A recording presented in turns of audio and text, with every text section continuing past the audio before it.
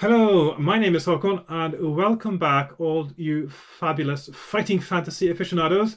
And of course, you can spot already what's going to happen today because the shelf behind me there is almost empty, which means all of my fighting fantasy books almost are on my desk. The ones you see left up there are my duplicates, this little stack there.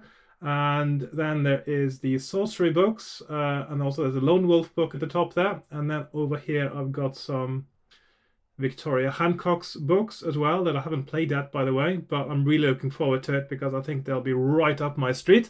And also just to be complete now, I also got Beowulf by Jonathan Green, which I also haven't played yet. But there's no room for that on my fighting fantasy shelf. That is actually completely full, 2 books deep when I stack it up again. So all my books are now on my desk over on the side, and that is because I'm playing Fighting Fantasy Roulette. And for those of you who are new viewers to this, you might wonder what on earth is fighting, or what in Alancia is Fighting Fantasy Roulette. Well, I'll tell you. So normally when you play a game book, which is a very good way to play a game book, you take one book and you play it.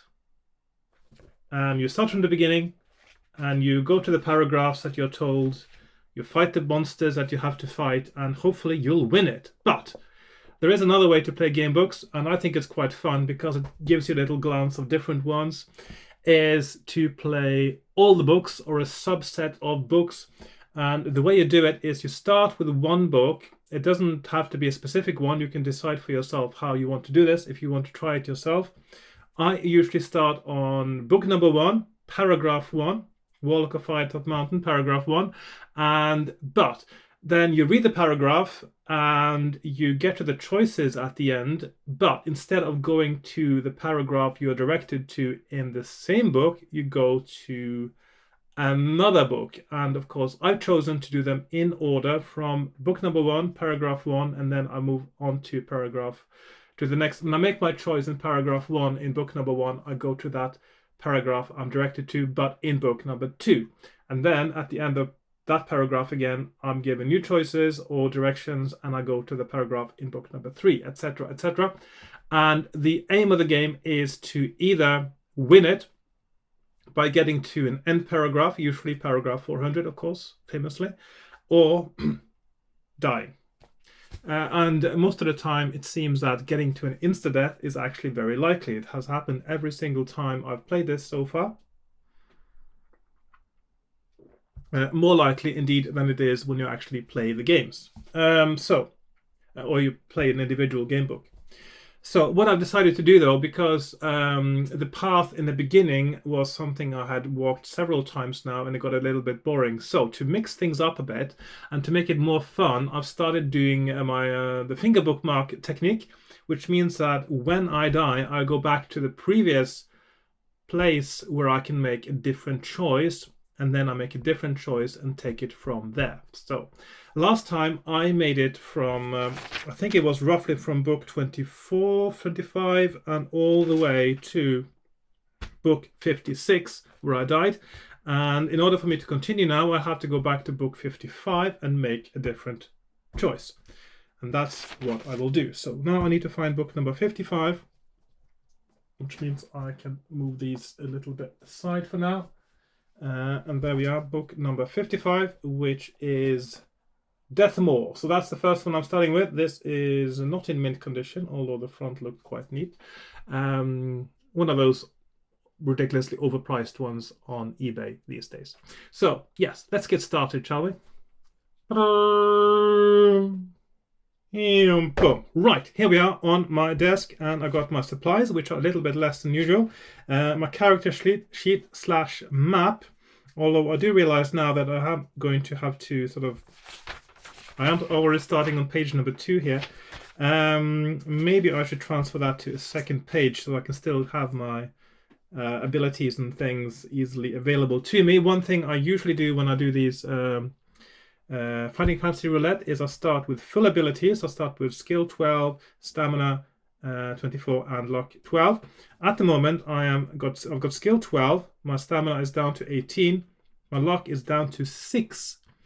And I've got 14 gold pieces, and I've got 8 rations of food left. I've also got a potion of skill.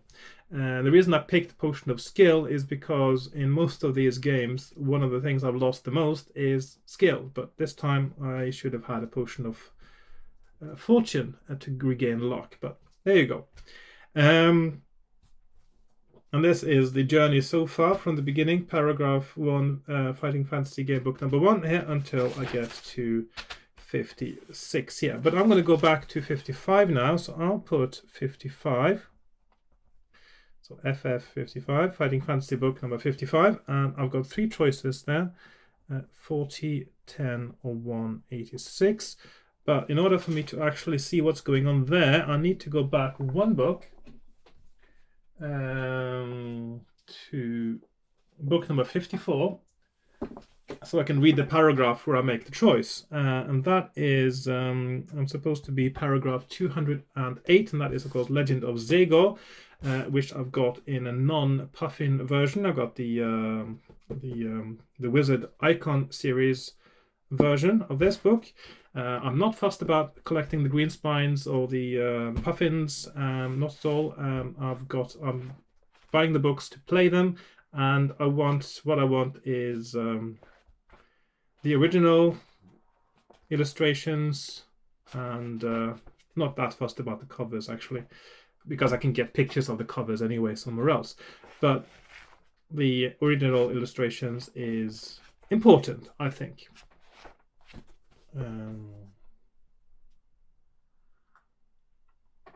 Quite like that stuff. Oh, I also got a cup of tea, of course. Nice cup of tea. You wouldn't think normally that drinking something hot is a good idea on a day as warm as this. It's 20 degrees outside almost, I think.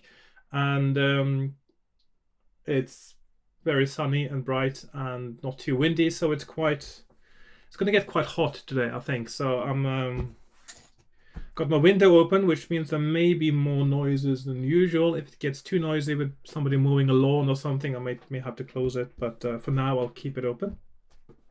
And I'll go to paragraph 208 here. Legend of Zego. Let's see what happens. Make sure my focus is on here. The side passage leads into a cavern which has a very faint glow coming from its crystalline walls and ceiling. Sharp, angular stalactites hang like chandeliers in the warm air. There is a distinctive aura of magic about this place, and as you creep cautiously forward, a blue triangle of glowing energy appears in mid-air, blocking the entrance. If you are Salazar, you can use 1 magic point to dispel this trap if you so choose. Turn to 40. Now, in this book, I'm not sure if this is the first one that does this, but in this book you have a choice between different characters. One is a mage, one is a dwarf fighter, one is a, I don't know, something else.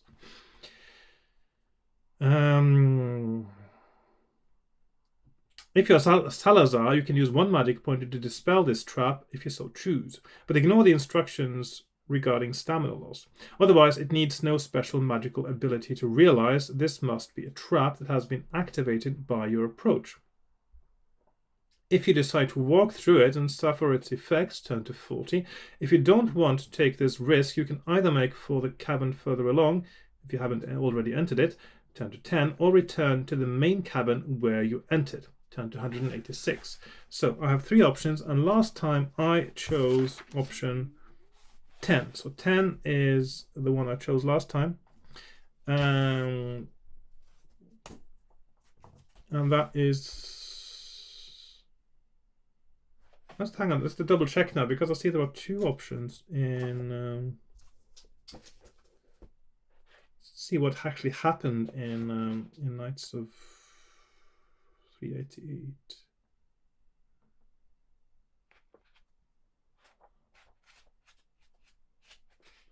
Because they had 2 options written on the last one there as well. Okay. Oh, so I didn't actually have to go back 2 steps. I could actually just go back 1 step. I didn't realize. Yeah. I thought I only had one option on the last one there, but it turns out I actually had two options on the last one, so I didn't have to go back 2 steps. So by the normal rules of the Fighting Fantasy Roulette, I really should just go back to the previous place where I have, or the ones I'm doing now, I should just go back to the previous place where I have a different choice. And that is in book 55. So yeah, sorry about that. So that means that I will go to paragraph 10 now.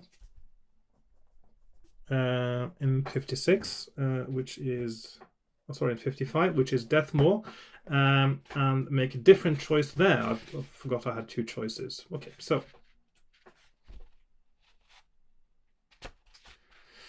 you step out along the cobbled street until you catch up with the ghastly hag. Here, you say, I'll buy some of your heather. How much is it? You find her price of 1 gold piece outrageous, but she insists that the heather is really lucky. Will you pay her price or not? So last time I chose not. So I chose 388. 388.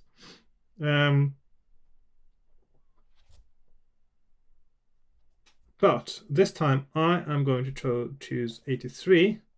So this is, I'll just mark this in red there as the end. So that means that, let's see, let's put these together in a way that makes sense, like so. As we get into Knights of Doom, that means that we are going to paragraph 83 and not 388, so that should make us survive, hopefully. So let's see. Before you realize what is going on, you inhale a great lungful of pollen and fall into a deep sleep. Sounds like dream grass. Is that what they call it again? Dream grass? Turn to 59. So no choice. 59. Okay, so that means that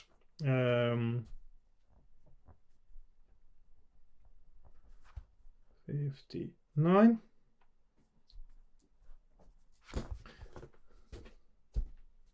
As we go into the ridiculously overpriced Mage Hunter, in very good condition, no creases on the spine,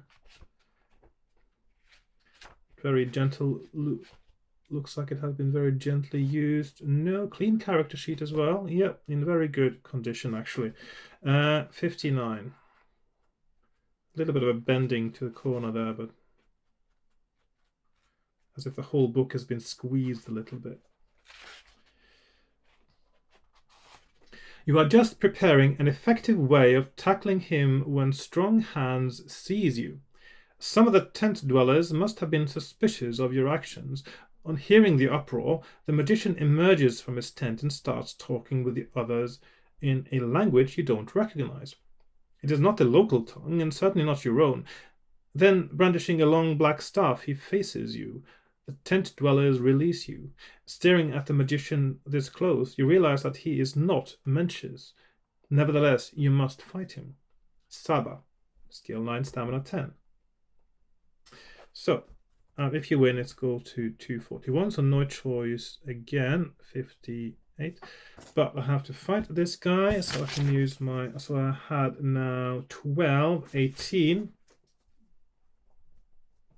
I'll just use the other character sheet for that. So 12, 18, and he is 9, 10. So not a super easy fight, not a too difficult fight.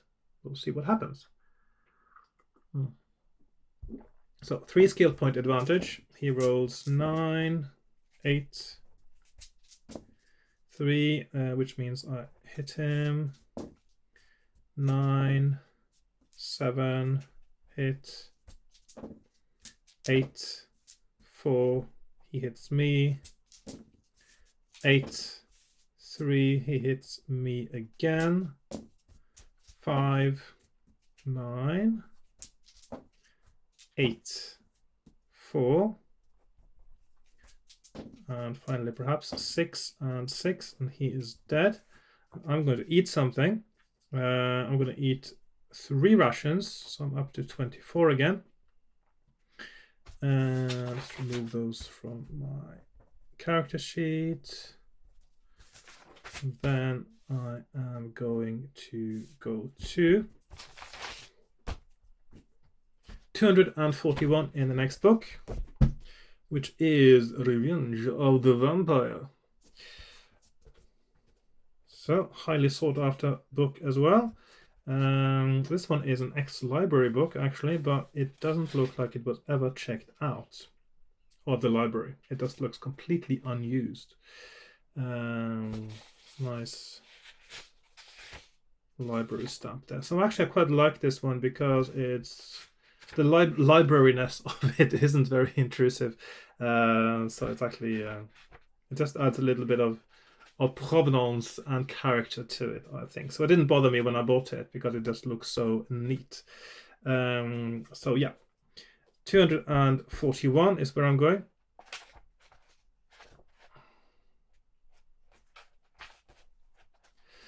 If you have lost any skill points during this adventure, actually I haven't, unusually, this time. There was one point, I think I was down 5 skill or something ridiculous like that. One of my roulette playing times. If you have lost any skill points during this adventure for whatever reason, they are fully restored. Well, that would be quite good, wouldn't it? So, restore skill. Unfortunately, there is a side effect to drinking this potion. It was concocted using the essences of wraiths and specters. And if you meet an undead of either type, you must subtract 1 from your attack strength when fighting them. Okay, so this is something I will have to make a note of because this could easily happen. So I've got -1 against wraiths or specters. So just remember that, -1 against wraiths and specters. Now you can drink the essence if you haven't already done so and wish to try it. Yeah, so that's something else you can drink at the same time. Well, I said that I always have more than 1 potion in the place. So instead of, do you want to drink the green potion or the red potion or the blue potion? And then one of them will kill you, of course, and the other one will give you health, and the other one will give you... Yeah, so it's almost a cliche, isn't it? We like cliches sometimes. Okay, so options. 59. So we have 395 or 7. So it's or you can leave and search elsewhere in the passage outside the doctor with a K, doctor's laboratory. 10 to 7. Okay, so book number 59 is Curse of the Mummy, and of course I don't have the green spine because that is also ridiculously overpriced, especially considering how this is a book you can get in this perfectly fine Wizard Icon edition. And I actually quite like the cover of this one. It's very nice. It is the same cover, isn't it? It's the same cover illustration that is used on the Puffin edition. I want to go to 7.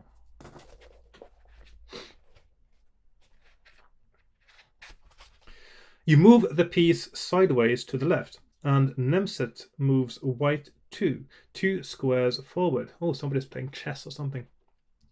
Black 1 is now free to move. Will you move black 1, turn to 80, or black 2 again? Okay, so there's some kind of fancy game afoot there. So that means we are going to either 80 or 243 for our next book. Which is the first non-Puffin publication, of course. That is Eye of the Dragon, which is quite an overused title, I think, for things. I'm sure I've seen at least one film and read another book that was called The Eye of the Dragon. Let's go to 80, shall we?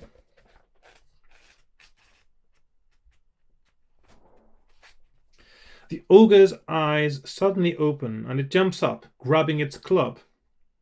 It lets out a fearsome roar and swings its club at you in anger. Ogres are so stereotyped, aren't they, in these things? Okay, so that means I am fighting an 8-10. It is neither Wraith nor Spectre. I don't get a penalty, so 4 skill point advantage. He rolls 10, I roll 4. So I'm down to 22. He rolls 2, he's down to 8. He rolls 8, I roll 7. 5.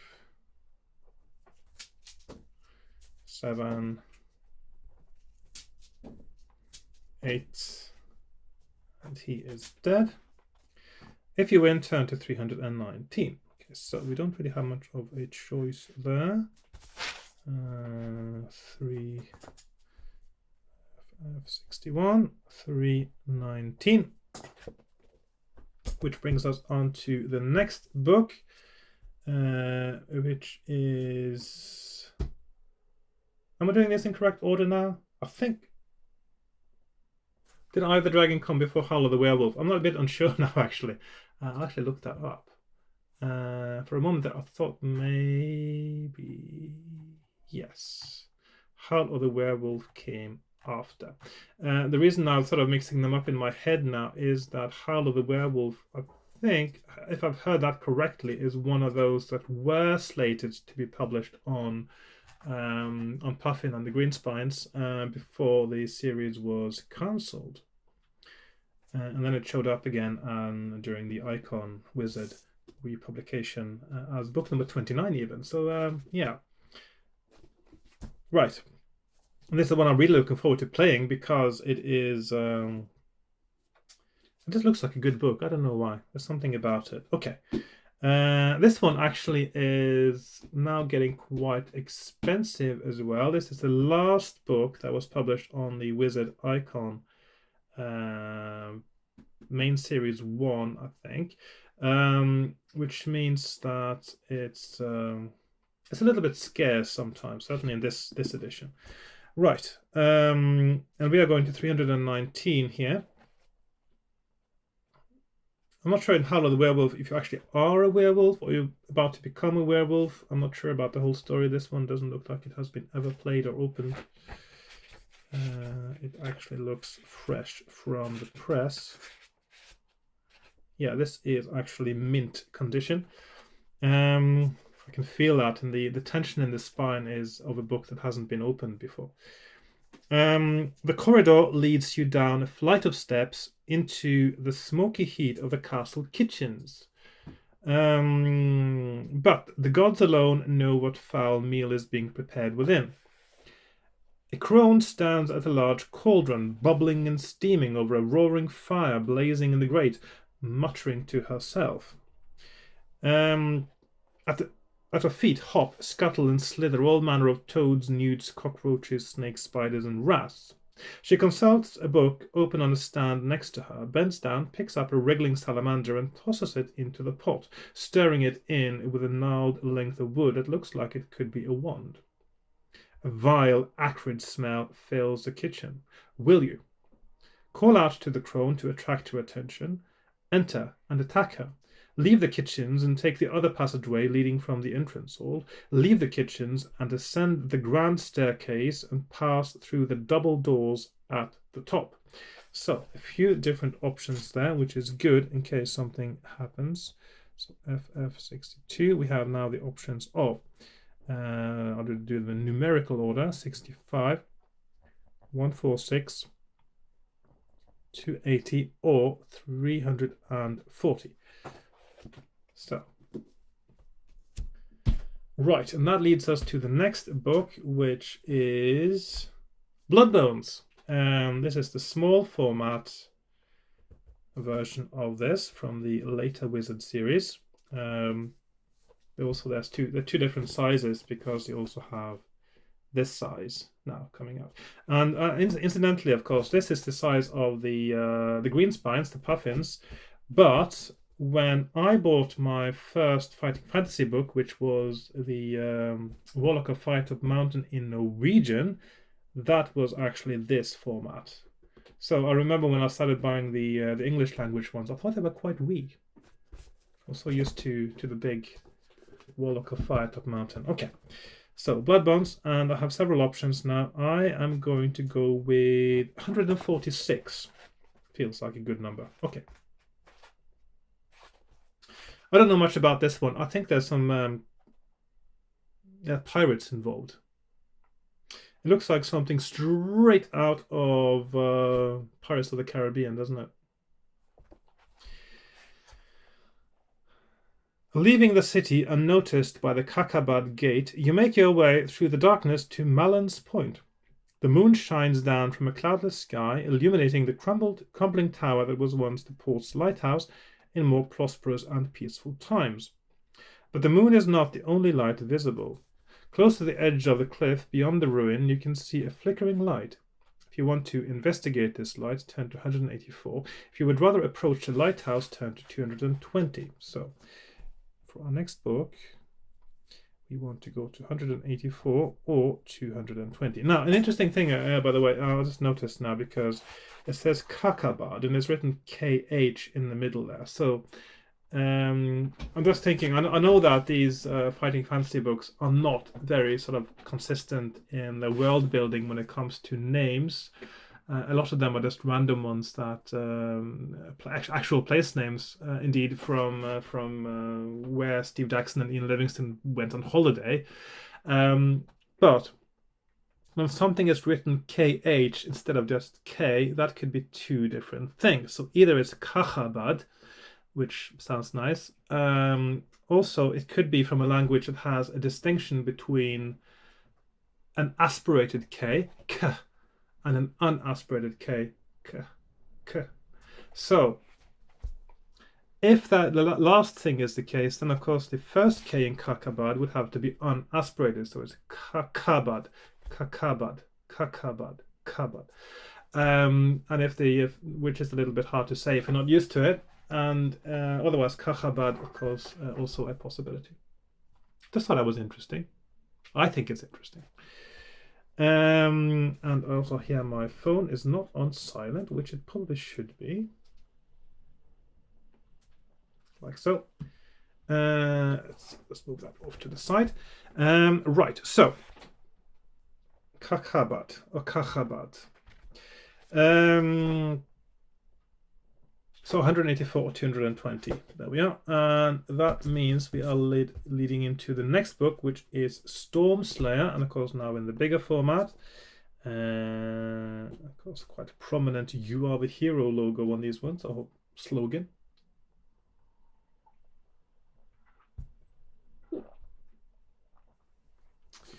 Right, and I want to go to 184, I think.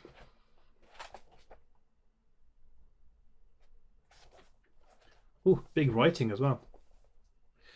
Opening the door, you step down into a cramped and cluttered cabin. It is filled with all manner of curious paraphernalia.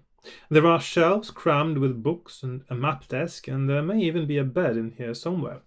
If so, it must be under all the maps and charts that cover nearly every surface. Among the papers littering the desk, you find a large map of the Kingdom of Femfrey, a leather-bound journal. Actually, that's another weird one as well, because now you have Femfrey with an F and a PH. Yeah. Because mixing an F with a PH that could also be two different things, of course. It could be the PH is actually an aspirated P again. So Femfrey. A leather-bound journal that would appear to be the ship's logbook, and a set of plans for some strange-looking apparatus. On the other side of the cabin is another plain wooden door. Will you? Examine the map, take a look at the logbook, study the plans, open the other wooden door, etc., etc. And of course, lots of options, which is good if I need to restart, of course, when I die. So 54, 198, 215, 229, and 259. Examine the map, take a look at the logbook, study the plans, open the other wooden door, return to the landing. I want to go to 259 actually. In A Night of the Necromancer. Yes. So this is when they were finally allowed to call the book we use the word necromancer in the book title, unlike Crypt of the Sorcerer, which of course was supposed to be Crypt of the Necromancer. Right. So we are going to 259. I quite like these big format ones. Make sure I am in proper focus now. Back in the village square again, making sure you don't choose somewhere you visited before. Where will you go now? The Cockcrow Inn, the Overgrown Shrine, Madame Zelda's tent, the Burgomaster's house, or towards the castle again. So again, we got loads of options, meaning that these paragraphs here are definitely going to set me on the way to victory.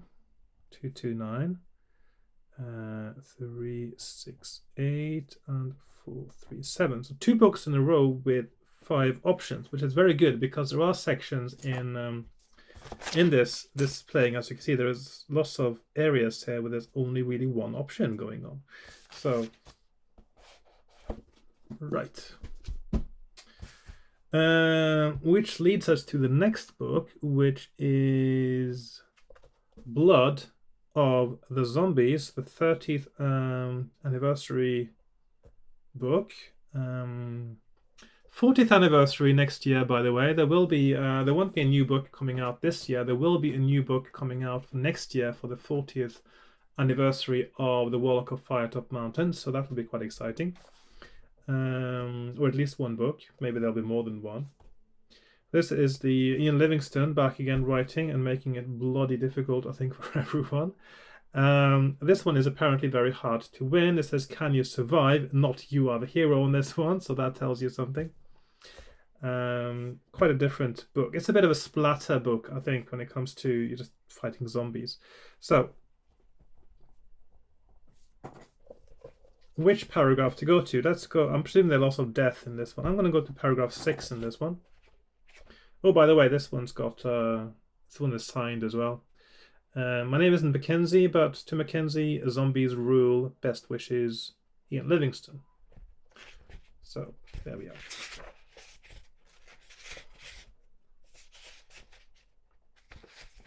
Paragraph 6. A quick search of the zombie's pockets reveals nothing of use.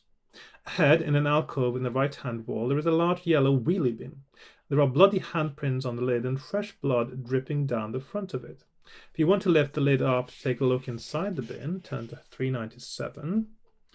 If you want to keep walking, turn to 155. So 155, 397.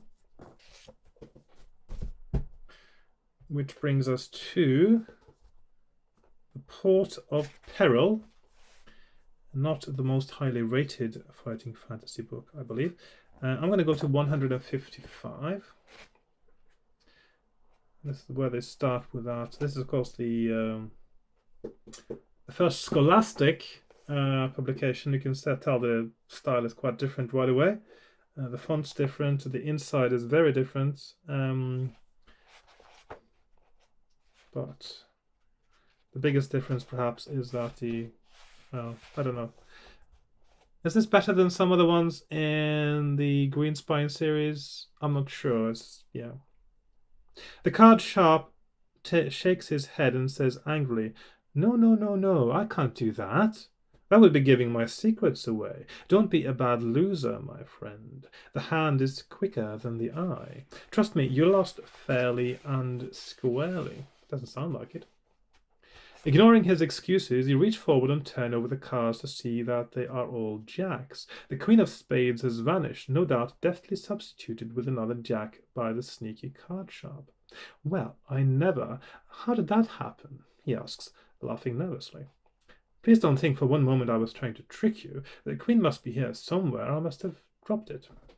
He fumbles anxiously in his pockets and suddenly produces a gold coin. Here, let me pay you for your trouble. It's a gold piece. Here, take it. Please, it's yours.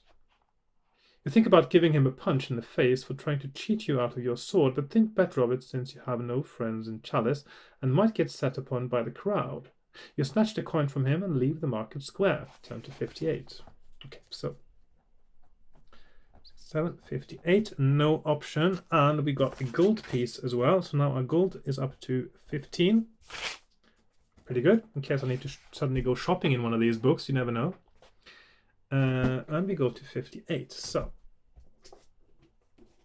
that is the much maligned Gates of Death, which is a broken game book, and also, also the writer doesn't want to admit to it. apparently, which is very childish and very unprofessional. Now we are going to 58. You run over to the carriage and open the door to find Lady Webspin and her maid Liara inside, dressed for travel. Liara appears to be comforting her mistress. She has her arms round Lady Webspin and her face is buried in her neck. To get in the carriage, turn to 194. To try your luck on foot and head for the gates, turn to 177. 194 or 177. Which brings us to Assassins of Alancia. And am I right in thinking this is meant to be a kind of sequel to something in the other... This is meant to be a sequel to some of the books, some of the other books. I can't remember now. I think maybe I've heard something about that. But I'm going to go to 177 now.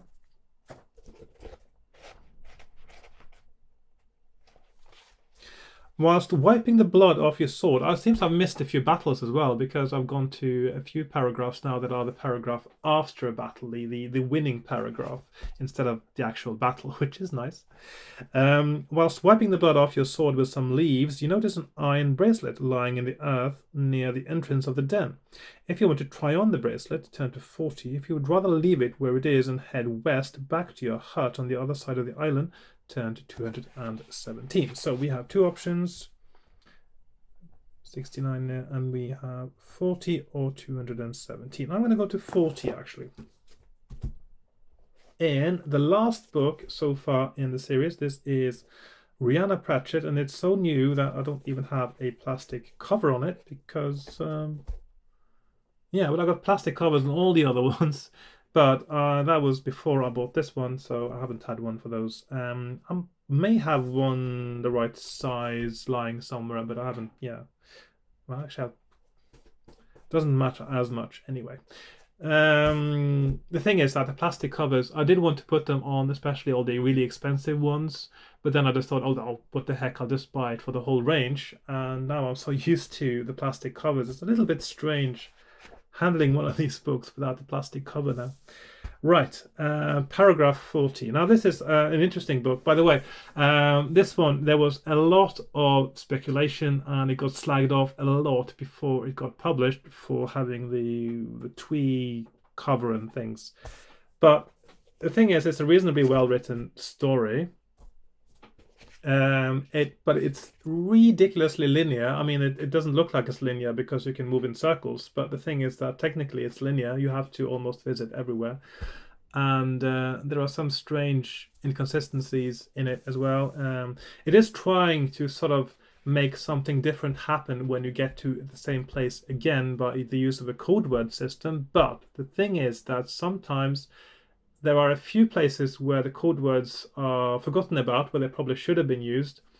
And also there is some consistent editorial errors that are really annoying as well. But overall, I would say it's a good book. But the thing is, it's not replayable, which is a little bit annoying. You only play it once, and then that's you. Also, when you get to the end, it sort of doesn't feel that satisfying because, I mean, the person behind it and stuff, it just feels a little bit random because they weren't really part of the story so much before as they should have been, I think. Which is something that also I felt was the case with the Rings of Kether as well, had exactly that same problem. I think you got to the end and you sort of solved the problem, you got the bad guy and all that stuff, but it didn't feel like it didn't feel like the story was leading up to it so much, if you know what I mean. A little bit out of the blue. Okay, so I'm going to 40.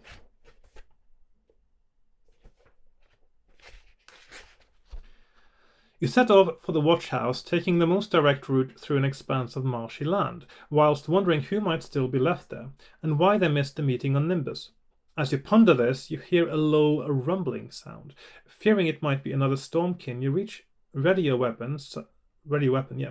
Suddenly, a globule of sticky goo flies through the air straight towards you. Quite a big line spacing here, actually. I just noticed.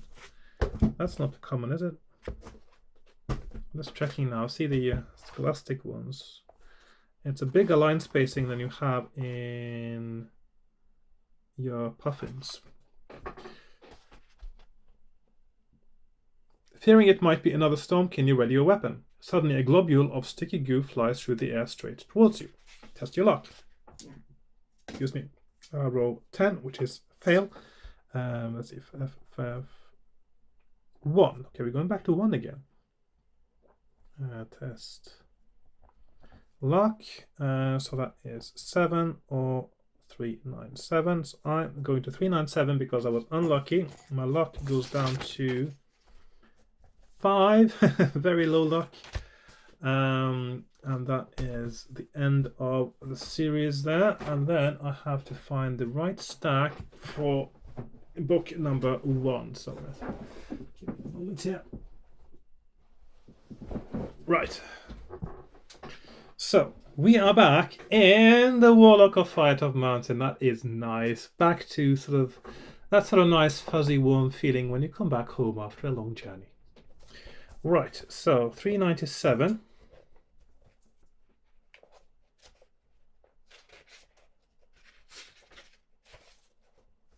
The door opens to reveal a small room with a stone floor and dirty walls.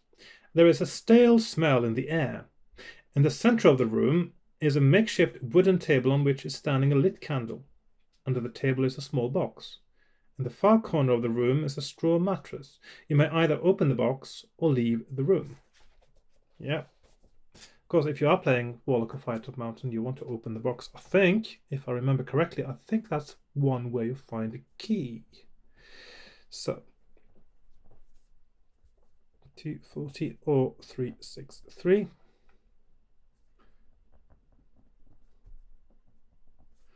So I'm going to go to 240, I think. Yep. And we are going into the Citadel of Chaos. And of course, this is the early edition with the wraparound cover. Not a green spine. It's a vermilion spine, I suppose. And 240. You hold up a flaming hand, running it down the back of the gown with its arms around your neck. The garment bursts into flames, and a silent scream comes from the dead mouth within it. The other ghosts back off. You set fire to a couple more as they retreat. Unluckily, they are too close, and you lose 2 stamina points for your burns. Walking carefully forward, you hold the rest of the ghosts at bay until you are safely past the woman. Turn to 6. Ooh. Reminds me how much I like this book, actually. So stamina down to... Stamina is 20. Down to 20. I'll just keep track of it there on my combat sheet. And we turn to 6. So that is there. And then we are going into the Forest of Doom. Yes. Very nice. Okay, so, and of course the iconic cover there. You follow 5 more arrows to the trunk of an old dead tree still rooted in the ground. You see that the trunk is hollow and that the hole continues through the trunk into the ground to make a tunnel. It is dark down the hole and you cannot see how far it is to the bottom. Do you have a ring of light? If you do, turn to 322. If you do not possess this item, turn to 120. So I don't have that, so I'm not going to put that down as an option. And put 120, so I have to go to 120 in Starship Traveler. Another non-green spine, of course. I quite like these wraparound covers, the early ones. The star cover, is that what they call them? They'll have these stars with a number of the book.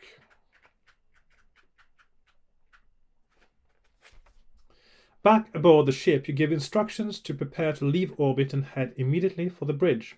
Turn to 296. Again, no choice. So I'm quite a long sort of section now where I don't have a choice, which means if I die now, I need to backtrack quite a bit to get to it. So, City of Thieves, and this looks like a green spine, but it isn't. It is just a green spine, but not a green spine. It is a different color, because the green here is based on the color of the cover again, just like the ones that just preceded it. So 296, The City of Thieves, many people's favorite book, not mine. It's all right. Walking towards you down the street are two men wearing black robes which cover them completely except for their eyes. On seeing you, they nod at each other and draw their swords. They are thieves hoping to rob you of your possessions, and you must defend yourself. Fight them one at a time. At some point here, it did occur to me that because my big quest now is to find the right path through. That is to say, to find a place where it says you win. I'm just wondering at some point if I should just skip the battles. But yeah, I don't find the battles so exciting. The thing is, what's most exciting to me is to find the right path through the game books. Anyway, so one at a time. So 7, 7, 8, 6. I've got 12, 20. First one, I've got 5 skill point advantage. She rolls 11. I roll 5. So that is actually a hit on me. 7. Okay, 5. He rolls 7. He rolls 8. He rolls 8 again. And he is dead. Second one, I got a 4 skill point advantage. He rolls 6. I roll 7. He rolls 9. I roll 4. That means he hits me. He rolls 4. That means I hit him. He rolls 4. That means I hit him again. And I am down to 16 stamina. I'm going to take eat something and I've got 4 Russians left. And I win and go to 147 in the next book, which is Death Trap Dungeon, another people favorite. Now the thing is, you will notice that most people will list their favorite books as one in the first 10 books. That's because that was the first book they played, and of course if they hadn't liked it, they wouldn't have kept reading them. They wouldn't have kept playing them. So that's just what happens, isn't it? And you get a special relationship with your first one because that's when you discover the magic and the fascination that you might get for playing game books. So it's very natural that the first one you get is most likely to be the one that is your favorite. So 147. No choice. Again. The water in the bamboo pipe is welcomingly refreshing. Add 1 stamina point. Plus 1 stamina. So that means I'm up to, actually just put it here, so I'm up to 21. It also contains a magical solution which will enable you to be exposed to melting point temperatures without harm. Discarding the bamboo, you start off north again. So that means I am actually now impervious to heat. So I'm going to have to do some house rules on that if I get exposed to something where I would have taken damage from heat or died from heat. I can say that no, I did drink that thing from the bamboo, and that actually makes me immune. Thank you very much. So I will have to do that. So discarding the bamboo, you start off north again in good spirits. Turn to 182 again. No choice. So that's quite a few in a row now. Item of the Lizard King. Lots of people really like this one. I thought it was a bit dull and sort of boringly linear and not that exciting. So, but yeah, that's just me maybe. Everyone likes different things. You run at the giant crab with your sword drawn. It drops Mungo into the sand in order to attack you with both pincers. So let's finally get the revenge. Mungo's revenge. Yeah, everyone likes Mungo and they want to revenge him. Or avenge, I should say. 366. Now, revenge and avenge are both verbs, but of course, revenge is really when you are doing something that is retaliation for yourself. and for your family possibly as well. But avenge is when you do it on behalf of someone else. So right, 10, 11, quite a tough battle really, potentially. 2 skill point advantage. I'll just put the book down. 8, 9, 6, 8, 7, 9. Oops, 5 there. 10, 8. That's a draw actually. 8, 2. That is not a draw. 9, 5, 2. Okay, so there is down to 5. 10, 6, 8, 10,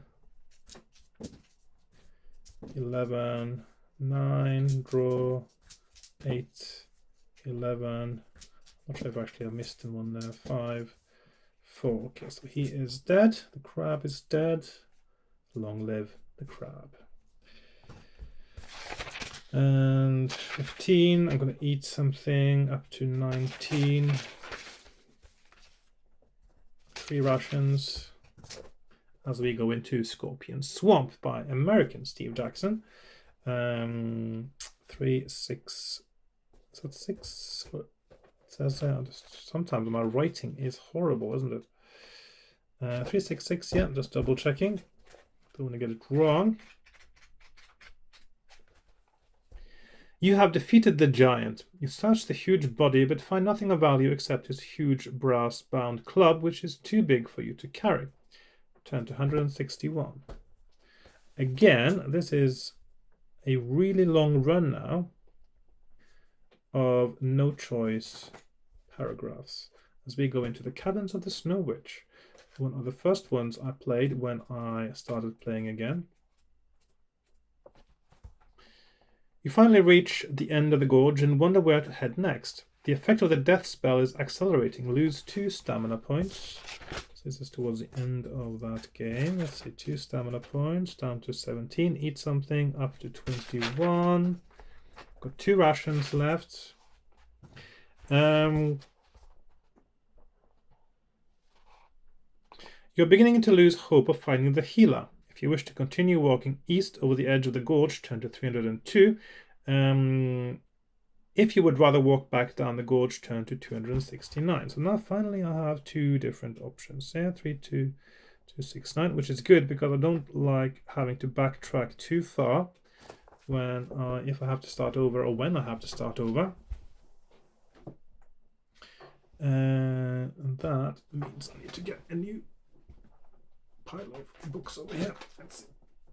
Oh.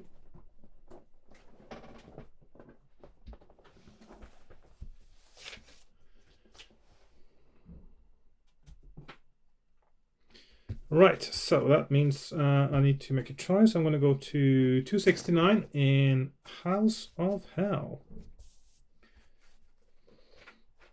Lots of insta-deaths in this one, so I have to be careful now. The wine is dry and light. Obviously a very expensive vintage. The white wine, I think. But there is a puzzling aftertaste which you cannot place. Perhaps there is a little sediment in the decanter. No, the taste is more like aspirin. That would, if you have put aspirin in wine, that would hugely change the taste though. You really would notice that, wouldn't you? Too late, you realize that your wine has been drugged. You start to raise yourself from the table, but the effects are already taking hold. You stumble, fall back, and crash to the floor. Consciousness fades. Turn to 173. I think I got to this book at the right end of that thing happening. So 173 and Talisman of Death.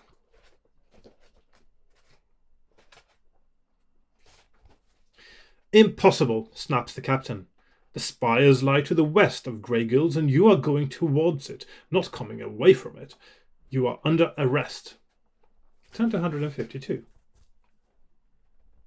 Again, something about to happen that sounds quite bad, but I'm at the right end of it, so it's not that bad. But again, no choice though. So let's see now. Put up a few numbers here. Okay. Space Assassin, which I thought was not that great.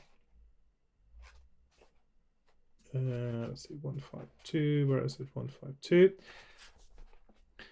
If you have either of the items below, you may use one. Cylinder of bearings, pan-dimensional homing device.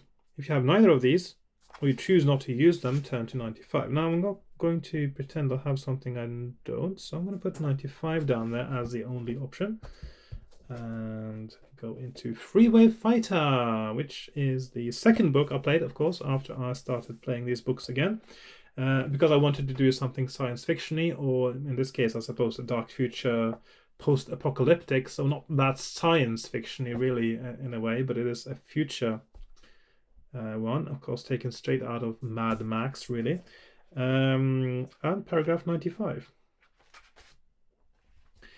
Before you have time to catch them, they turn around and drive straight towards you. The machine gun above the headlamp blazes red and white as it spits out bullets at you. You press the accelerator down hard on the floor and race the interceptor towards them, your finger clutching the machine gun trigger. Now, this is a vehicle combat. I'm just going to say that I win this because the thing is, if you get damaged in it, then of course that is your vehicle getting damaged, and I don't bring it along with me to the next book, so I'm just going to skip that one and go to 249 in my next book, which is The Temple of Terror. 249. Again, this was a book that didn't really excite me that much, to be honest. Yeah, I don't know, something about it. I really like the cover, though. That's one of my favorite covers from the Fighting Fantasy series, and some internal art is nice too, but not my favorite. It's all right. Oof. Walking along the corridor, you suddenly, and of course I meet the hardest opponent in the whole book as well. A muscular figure wearing leather armor is striding towards you. The torchlight bounces off two long knives which the figure is brandishing. As the light falls on its head, you see that its skin is green and pockmarked, and that it has red eyes, flared nostrils, and a wide mouth with needle-like teeth. In a deep guttural voice it says, "Malbordus will triumph and you will die. The mutant orc assassin has been sent to slay you. Unless you're armed with a dagger in addition to your sword, you will be at a disadvantage against trained killer with its two long knives. Reduce your attack strength by 2 points during each attack round. If you win, turn to 5. That seems a little bit like the end for me now, because that is going to be very hard, and that is -2 attack as well. So, because that means that I've got 12, 21. This guy has 11, 11. But because I have to reduce my attack strength by 2, he's, for all intents and purposes, he's got 13, 11. So, and I don't have any luck to go around either. So, and if I win, I go to 5. I'm going to put 5 there. This may be the end, but it's not over until it's over. So, let's roll for this one. So, he's got 1 skill point advantage on me, but I've got twice as much stamina. He rolls 5, I roll 10. It's a good start. He rolls 8, I roll 11. He rolls 5, I roll 5. He rolls 8, I roll 3, so I'm down to 17 now. He rolls 4, I roll 9. He rolls 6, I roll 6. I'm down to 15, he's got 5 left. He rolls 9, I roll 7. He rolls 2, I roll 3, which is a draw. He rolls 8, I roll 8. I'm down to 11 stamina now. He rolls 9, I roll 10, which is a draw. He rolls 8, I roll 10. He rolls 9, I roll 10, which is a draw. He rolls 8, I roll 5. I'm down to 9 stamina. He rolls 5. I roll 2. I'm down to 7 stamina. He rolls 9. I roll 7. He rolls 10. I roll 10. I'm down to 3. Okay, so this doesn't look good. He rolls 7. I roll 5. I've got 1 stamina left. He rolls 10. I need to roll 11 or 12 to survive. I rolled 9. So I am dead. So I think that is fair and square, I suppose. Usually quite exciting, those battles where you're just a little bit unlikely to win it. So I ended up here. The end. Which means that I guess there are 2 options now, really. I could do the battle again next time, but that doesn't sound like fun. So when, of course, this is the end of today's playing session of Fighting Fantasy Roulette, but I will continue next time in the same fashion that I've done the last few episodes, and that means I will go back and start here and on book number 10, and I will choose 302, so that is next time. That was a really long run, by the way. That was quite a nice long run there. So I did what? Starting on 55. So 1, 2, 3, 4, 5. So that is 55, 69. So that's 15. Almost 30 books I went through. So that is pretty good, actually. But so yeah. So next time I'm going to start on Fighting Fantasy book number 10. Not next time, but next time I'm doing Roulette. I'm going to start on House of Hell, and I'm going to choose 302 instead of 269 and see if I can take it from there. And maybe one day I will be able to get to the point where I win this. This might be a never-ending game. I don't know. We'll find out. At some point I will. I don't know. We'll see. Anyway, it still seems elusive, this, but at least that's a good way to die, because it was in combat. It wasn't an insta-death, which is better, I think. So, yeah. And that also means that next time I am going to start with 1221, I suppose. Yes. Right. So, that's it for today, really. I'm just going to do my transition now, by the way, so just to make it consistent. Right. So that concludes our Fighting Fantasy Roulette, and that means that next time we are going to be playing a normal book again, and that is the rather exciting and slightly mysterious and rather different, which I'm looking forward to, Creature of Havoc by Steve Jackson, which is this one here, and quite a thick book. I've seen, just very sort of quickly glanced at people sort of posting maps of these and things, and it looks really convoluted, which I'm looking forward to mapping and also dreading at the same time, because it's going to be a challenge trying to make the map look tidy as well. But that's part of the fun of this game, or these games. These are playing game books just generally. So yeah, thank you very much for watching. I hope you've enjoyed this. I certainly enjoyed it, and it's nice to get a little glimpse through all the books now. I've been through all of them now, which is nice. And I'll be looking forward to seeing you next time with more Fighting Fantasy fun as we play Creature of Havoc. So goodbye for now, and I'll see you then. Bye-bye.